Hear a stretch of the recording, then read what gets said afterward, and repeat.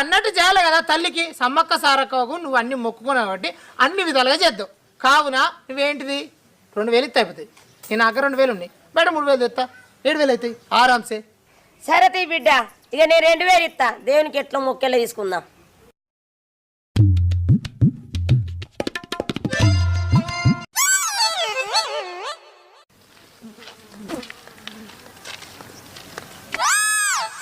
ఏమ్రో